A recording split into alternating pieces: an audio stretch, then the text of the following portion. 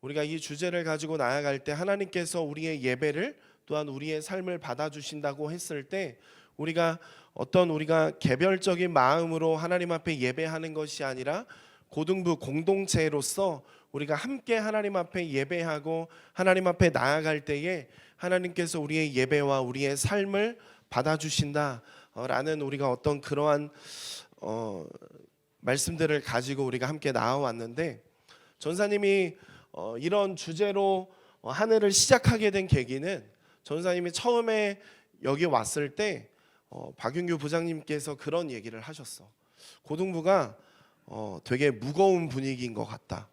그래서 밖에서 바라봤을 때 되게 무거운 분위기고 좀 누군가가 들어오기 힘든 분위기인 것 같다라고 전사님이 처음에 왔을 때 얘기를 듣게 되었고, 기도하면서 함께 이 주제로 나아가면 좋겠다라고 생각을 하게 됐고, 우리가 나름대로 함께 서로 이 고등부 공동체 안에서 함께 서로 이야기도 하고 함께 예배도 드리고 함께 좋은 시간들을 보냈던 것 같아요. 그래서 우리가 2023년도는 또 이렇게 하나가 되어서 하나가 되는 어떤 그러한 해였다면, 이제 내년 2024년도는 우리가 조금은 세상에 나아가서 하나님의 복음을, 예수 그리스도의 복음을 전하는 그런 사람들이 되면 좋지 않을까라는 생각을 하게 됩니다. 우리가 복음에 대해서 2023년도에도 올해도 말씀을 나누기는 했지만, 사실 우리가 세상에 나아갔을 때 굉장히 나 홀로 서 있는 듯한 기분들을 많이 느꼈을 수도 있고 느끼게 되기도 합니다. 왜냐하면 지금은 그동안 그래 왔지만 최근에 코로나로 인해서 기독교라는 어떤 인식 자체가 굉장히 저하되어져 있고, 그러한 인식들은 세상 가운데서 우리가 그리스도인으로 서게 하는데 조금은 어려운 환경들이 되어지지 않나 생각을 합니다. 그러나 우리가 고등부 공동체, 시민의 교회 공동체, 또한 그리스도인이라는 공동체가 함께 나아가서 한 마음과 한 입으로 우리가 예수 그리스도의 복음을 전할 때, 또한 우리는 그 안에서 서로 동역하며 또한 힘을 함께 얻으며 복음을 전할 수 있지 않을까 또한 생각해 보게 됩니다. 오늘 우리가 말씀을 함께 나누고 나눔을 통해서 우리가 또한 세상에 나아가서 함께 예수 그리스도의 복음을 전할 수 있는 우리가 되었으면 좋겠습니다. 1927년 오리건의 포틀랜드에서 나고 자랐던 또 복음 전도자로 살다가 순교한 짐 엘리엇이라는 사람이 선교사가 있습니다. 이 사람에 대해서 우리가 이 사람을 소개하고 우리가 함께 시작했으면 좋겠는데, 이 짐 엘리엇이라는 사람은 1949년 대학생 시절에 이런 유명한 말을 남기게 되는데, 이런 말을 남깁니다. 영원한 것을 얻고자 영원할 수 없는 것을 버리는 자는 바보가 아니다. 짐 엘리엇은 미국 시카고의 명문 기독교학교 휘튼 칼리지에서 수석 졸업을 하고 학생 회장을 할 정도로 리더십도 굉장히 출중했던 사람이었다고 합니다. 사람들은 그가 어떤 미국의 개신교 교계를 이끌어갈 굉장히 큰 인물이 될 거라고 기대하기도 했었는데, 그런 그가 자신에게 들어온 어떤 좋은 제안도 뿌리치고 지구상의 마지막 그 살인 종족인 아우카족에게 그 복음을 전하기 위해서 낯선 땅 에콰도르의 선교사로 가기로 작정하게 됩니다. 이 짐 엘리엇은 그들이 살인 부족이라는 사실을 알았지만 그들에게 복음을 전하는 것이 자신의 사명이자 또한 하나님께서 부르시는 그 부르심이라고 생각했기에 그는 모든 것을 뒤로 하고 오로지 그 영혼들에게 복음을 전하기 위해서 떠나게 됩니다. 하지만 결국엔 그는 함께 간 동료 4명과 함께 이 아우카족 전사의 창에 찔려서 숨을 거두게 됩니다. 그때 나이가 28살이었었는데, 이 일은 그 당시에 언론에서도 이렇게 크게 보도가 되었다고 합니다.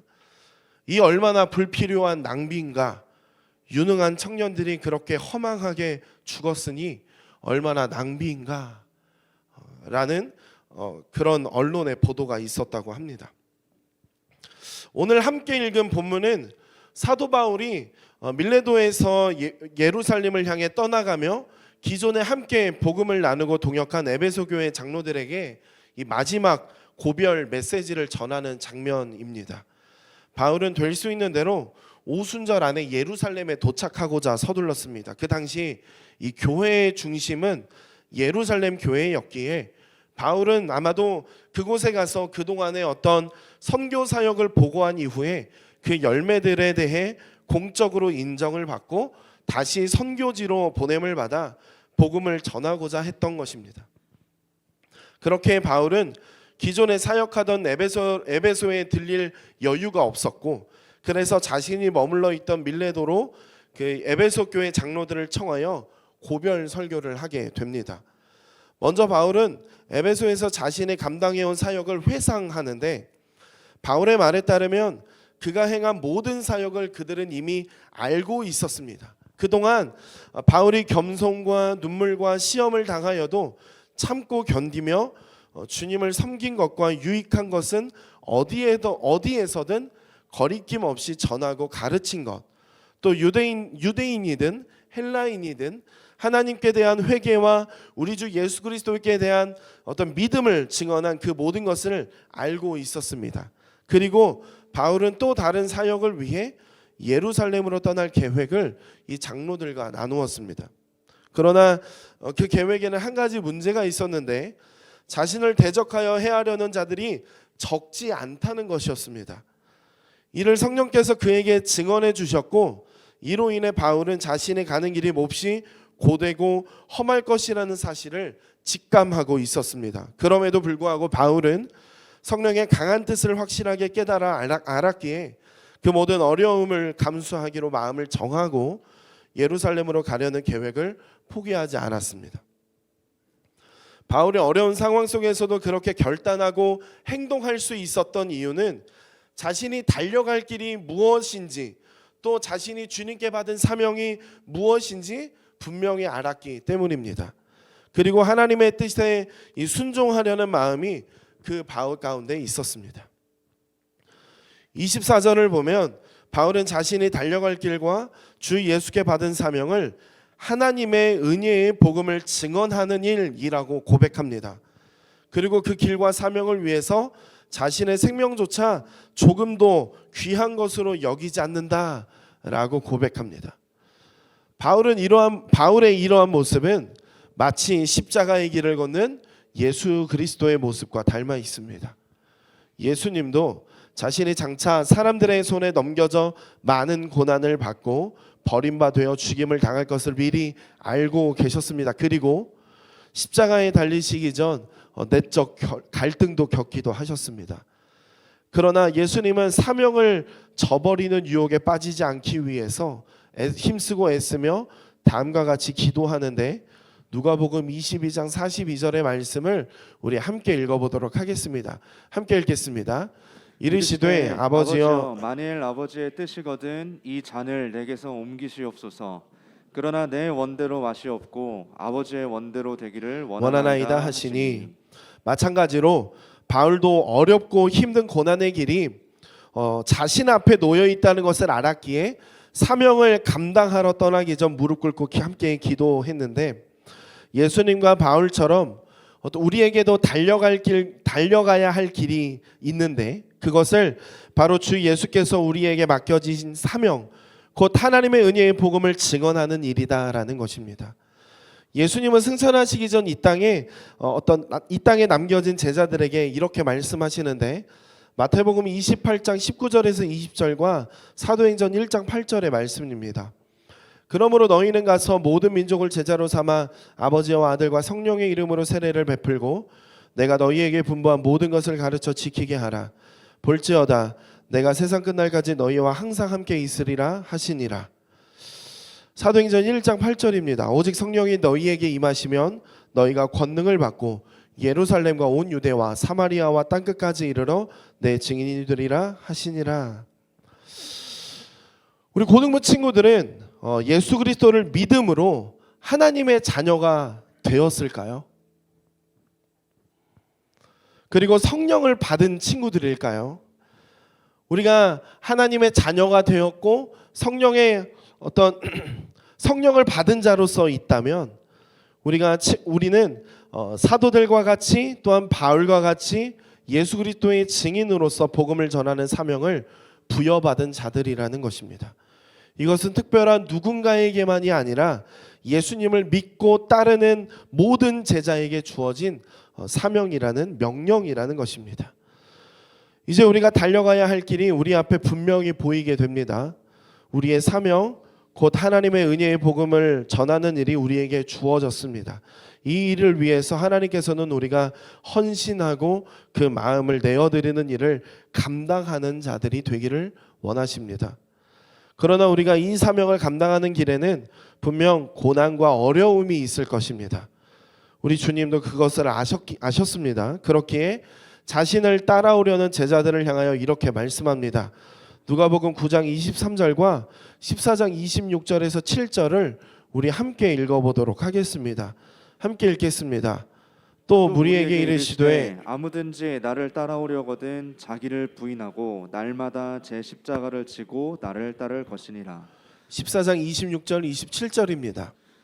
물은 내게 오는 자가 자기 부모와 처자와 형제와 자매와 더욱이 자기 목숨까지 미워하지 아니하면 능히 내 제자가 되지 못하고 누구든지 자기 십자가를 지고 나를 따르지 않는 자도 능히 내 제자가 되지 못하리라. 아멘.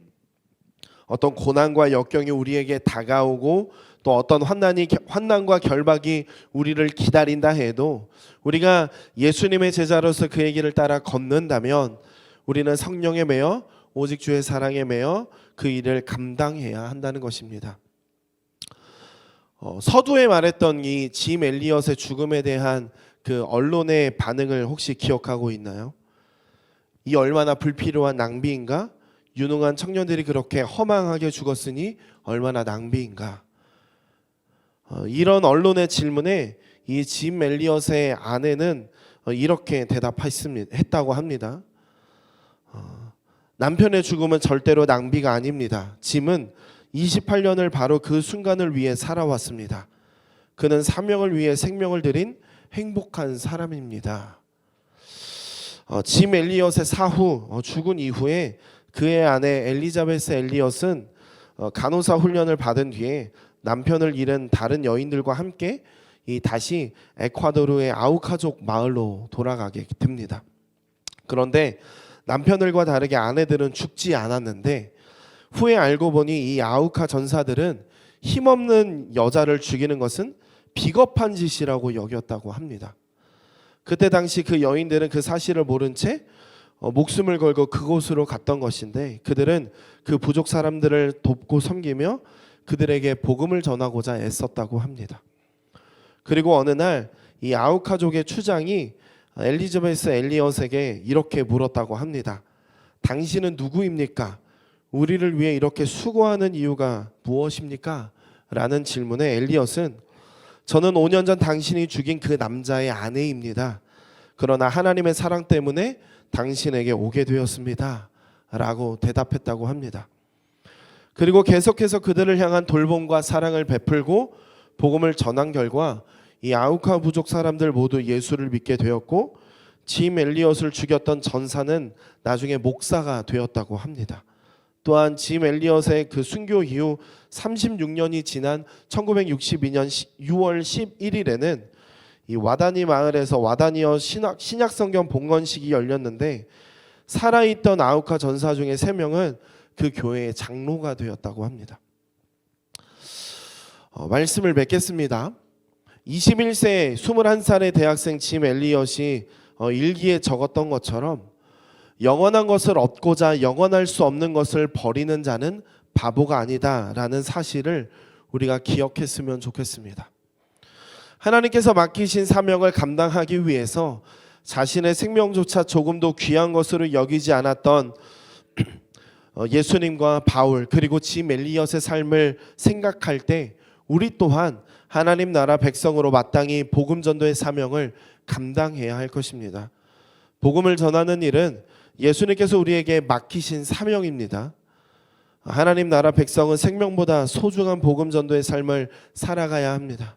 이 사명을 잊지 않는 우리 고등부 친구들이 되기를 또한 소망합니다. 특별히 오늘 마지막으로 고등부에서 예배드리는 우리 고3 친구들이 이제 청년이 되어서 청년부에서 보게 될 텐데, 우리 고3 친구들이 전도사님이 단톡방에서 말했던 것처럼 언제든 하나님의 부르심에 반응하기 위해서 되어져 있는 사람들이 되었으면 하는데, 그 준비가 되어 있는 사람이라 함은 예수 그리스도의 놀라운 복음을 깨닫고 그 복음을 믿는 사람이며, 또 더 나아가 그 복음을 사랑으로 전하는 사람임을 알고, 우리 친구들이 청년이 되어서도 더욱더 그 큰 믿음으로 성장할 수 있는 우리 고등학교 3학년 친구들이 다 되었으면 좋겠습니다. 우리 함께 찬양하고 함께 기도하도록 하겠습니다.